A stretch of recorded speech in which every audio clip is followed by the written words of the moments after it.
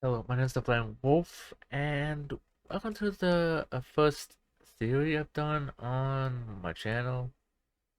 Obviously, subscribe and all that. Uh, so first, I want to point out that I'm not just doing one theory, but two. If you want to skip ahead to what I'm talking about to ruin, uh, I probably heard a timestamp like right there, but we're talking about Five Nights at Freddy's 1, which not many people have talked about in a while. Now, there was a particular thing in Finance Freddy's that always bugged me. The first one always bugged me. No one ever, no one has made a single theory on it. Not even MatPat. Um, Bone Guy dies in Finance One. He's in Finance Two and Three. All three of them. Yeah, I can wave my hand all I want. Uh, but yeah. But here's the question though. On night 4, well, why was this final message to us? Why didn't you mention anything about family? Why did we not go back there? Here's this final message in case you guys have not seen it. I'll put it right there so you guys can watch it and listen for yourselves.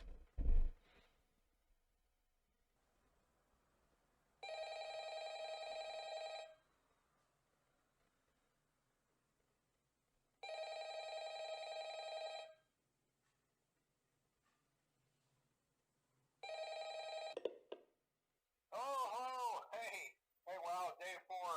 I knew you could do it. Hey, listen, I may not be around to send you a message tomorrow. It's been a bad night here for me. I'm kind of glad that I recorded my messages for you when I did. Hey, do me a favor. Maybe sometime you could check inside those suits in the back room. I'm gonna try to hold out until someone checks. Maybe it won't be so bad. Alright, now that you're done watching it, don't mention family. Found them. But here's where things are interesting. There's still tapes being used throughout the game, so you know, with Inspector okay. Could be. However, if Bone Guy has died and was stuffed into a berry suit, where's the possessed animatronic that contains fungi? And if it was taken out of the suit by Fastbone Entertainment, where's the shadow animatronic of fungi? Fungi's shadow animatronic. Because we know the two other animatronics, Spring Bonnie and Spring Freddy, have their shadow versions because Fazbear Entertainment pulled their bodies out of the suits. So where's the third shadow animatronic? Is Fungi somehow Nightmare Own? Could be. Could be what he was hinting to us in. But that is the question. What happened to Fungi? Why didn't we go back to see him and get him out? Why was he mentioned ever again? Here's my theory. Fungi knew who we were. Not Mike Schmidt, granted. No, I think he knew that we were Michael Afton in Fnaf 1. I think Henry and Fungi were working together since the very beginning to put an end to William. And they, I guess, stumbled upon Michael Afton's, what we call resume, something like that. And that's when the plan had formulated. Could that be where it could? Not sure. But what my theory is, they, Phone Guy knew we were Michael Afton. And so did Henry.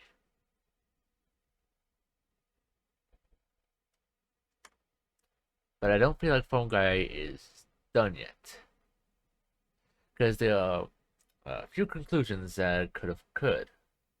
Either he was just written off, which is based on what I've said now, I truly believe it's unlikely. It's the most unlikely scenarios. Or he was stuffed into a suit and we pulled him out, or passed by entertainment board out, creating a shadow version of the animatronic. Or the third option, he's still in this animatronic suit he was stuffed into. Now for this one, I believe this is A, and for this one, last one I just mentioned, with Henry, or with Henry at some location, or two, or Fazbear Entertainment at some location as well, or two, there is a second safe room in the Five Nights one location, and that is where Phone Guy is stored, because he's not in the first safe room in the building, because that's where Springtrap is, unless of course there's a second Five Nights one location. They're two different buildings. It's two Five Nights one buildings, and Phone Guy is stored at the other building, the one we play in, and Springtrap is stored at the second one. Because wouldn't it be, and there's, but that leaves out the possibility up into two possessed sets of animatronics, which could be which is unlikely. So I think there's two safe rooms. One, like say, top of the map where it was shown up by the kitchen, could be beneath the bathrooms, beneath the kitchen, to the restrooms. There's a lot of places you could actually put a secondary safe room in that building. That being said, Phone Guy still out there. It's just a matter of time when Stewart puts it into place. For all we know, Fazbear Entertainment, William Fazbear Entertainment, or William Afton, or because the animatronics is still possessed. This is before William Afton has dismantled them at the first location. And that could be a possibility where he's stored the Phone Guy's drug remains somewhere in sister location. Which could mean in Help Wanted 2, one of the opposing foes is a animatronic possessed Phone Guy. Alright, that could be and potentially be the final villain. And Help Wanted 2, if that's the case. But Phone Guy, still out there. Just waiting to be used, I guess, by Scott Cawthon and Steel Wool. But this course brings up me to, which could lead the franchise into a very interesting position, being how one of two ties the final ends of the previous saga together. Now, I know I said two theories at the beginning of this video, but I just realized something. Michael Afton. Could he be dead? I don't know. At this point, there's said from what Henry said at the end of Five Nights 6 Custom Night that he wanted to be burned alongside Elizabeth, William, Henry, and all that. But at the end of the game, we play as Michael Afton, and at the end of each ending, we just us as the player, Michael Afton, receives a certificate, even in the burning end. I think everyone burns. Now, how can you receive a certificate if you die?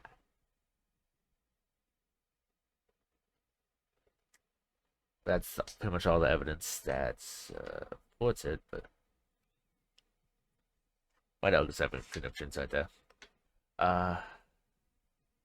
Michael Afton could be alive, could not be. And then this brings us to Security Breach and Ruin. I hate those games. Like, I love playing through them. The lore is interesting. The Nightmare Yo, the baby plush traps. Because I saw Matt Pet's reaction, and then we watched the dude react. I think it's like Fluff or something. I don't know. I'm not good with remembering things, so I just watched the his perspective today, where Matt Pet wasn't reacting and leaving his input. But he brings up an interesting point. Could the skeleton, the mimic, be baby's endoskeleton? Very well could be. Very well could be. But is he? Ah. Actually, it could be. Never mind. It's a potential theory, but we'll have to see if it's true.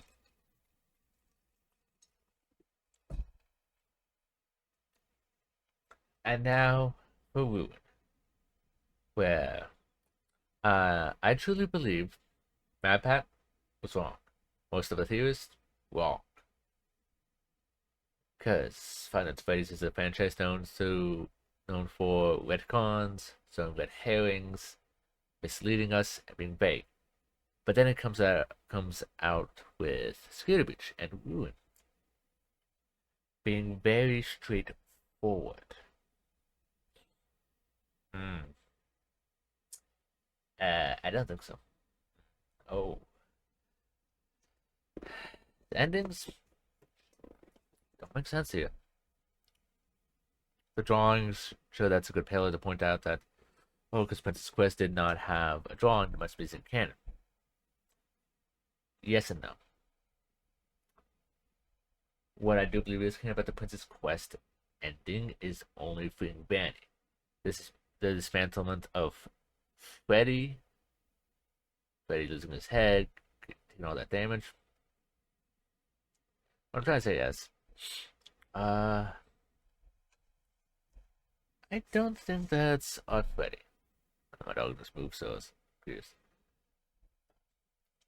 So, let me explain. So, Princess Quest ending, freed Vanny. That's how Vanny's mask appears in the game. Good. However, in Ruin, it's hard to get a clear, like, top-down location of Security Breach without hacking into the game, which I have little been able to figure out exactly, but using my own playthrough, my own playthrough and Ruin playthrough, and put them side by side, like watching the specific cutscene, and I'll like do my best to explain it here. Okay, so this is the bridge. Freddy falls off. This is the bridge. Freddy falls off the left-hand side. I'm doing this so three of us, so it looks so to your left. So he falls on the left side here. In Ruin, he's on the right side of the bridge. Odd. Normally with locations, they try, especially with security breaches, they kept it pretty darn accurate, except for character design, of course. But Glamour Freddy and Ruin Freddy, they seem oddly different. But stars, why is there a present in Freddy's chest cavity when it was empty and at the end of every security breach ending? It's believe that these two Freddys aren't the same. I don't believe they are. Sure. Yeah.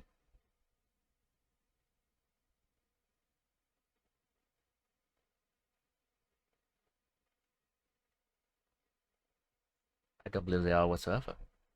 So, if they are the same, my bad. I take for blame for thinking otherwise. But look at the end of the Vanny ending. The one with Princess Quest ending. Freddy dies on the floor. But in Ruin, you find the prototype, as I will call it, on top, sandwiched between rubble, not on the floor, but between rubble. But how can this be? If Freddy's body was just left there, which I don't believe to be the case. And also, an earthquake. Really, still an earthquake.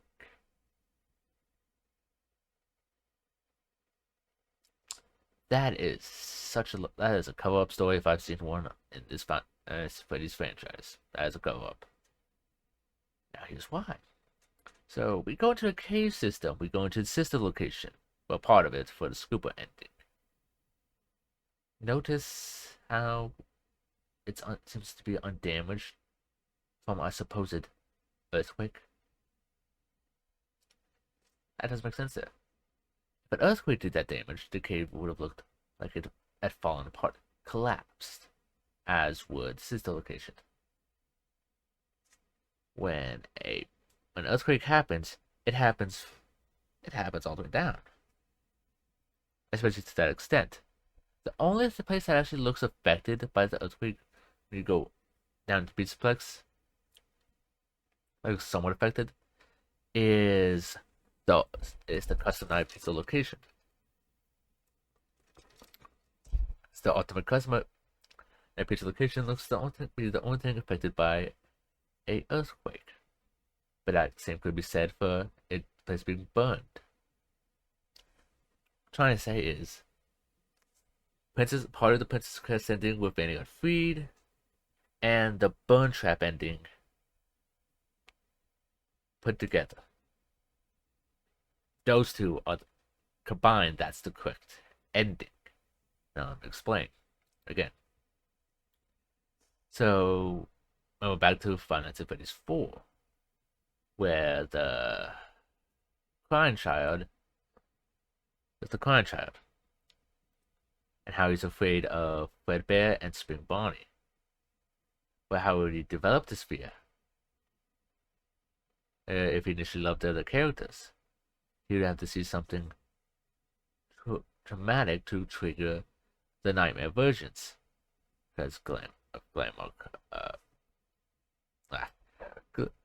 Glamrock, Nightmare Fredbear and Nightmare, both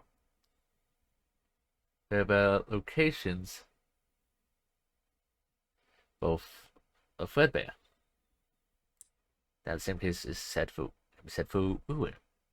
How does Gregory know what Bone Trap looks like? How does he know of the Blob, of Funtime Freddy? He's like 11 or 12 years old. Sis location happened way beyond his time, and if I'm reading this right, Springtrap, the FNAF 3 location takes place in 2023, with Security Breach taking place 2 years later. Now, of course, Springtrap's not going to make the news, ever, so he can't possibly know about Bone Trap or Springtrap. So how would he know what they look like, let alone what the current state is? Unless, of course, Cassidy goes in there that the...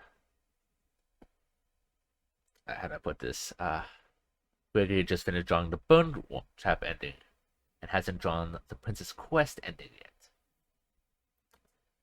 But, yeah, where does Gregory's inspiration come from? I don't know. But what I will say is, these are my thoughts on this is my theories on the games. Let me know what you think in the comments below, and remember, it's a theory, just a theory. A game theory. Thanks for watching. Yes, I saw MatPat's theory ending for a bit. And I'll see you guys in the next one. Bye bye. On screen.